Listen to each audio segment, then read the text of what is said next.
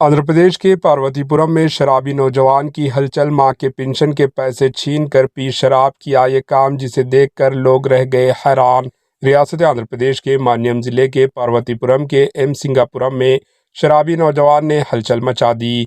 नए साल के मौके पर अपनी मां के पेंशन के पैसे छीन कर खूब शराब पीकर गांव के हाईटेंशन वायर पर चढ़कर सो गया, जिसकी शिनाख्त वेंकन्ना के तौर पर की गई है, जो पेशे से किसान बताया जा रहा है। घर में झगड़ा करते हुए सगी मां के पेंशन के पैसे लेकर खूब शराब नशी की, जिसके बाद हाई टेंशन वायर के पावर ऑफ किया और ऊपर चढ़ गया और सो गया।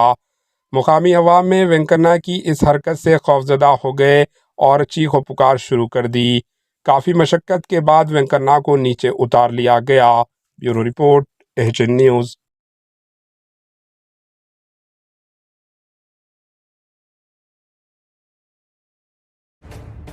एचएन न्यूज़ के यूट्यूब चैनल को सब्सक्राइब करें और बेल आइकन को दबाना ना भूलें, ताकि आपको हर नई आने वाली वीडियो का नोटिफिकेशन बर वक्त मिल सके।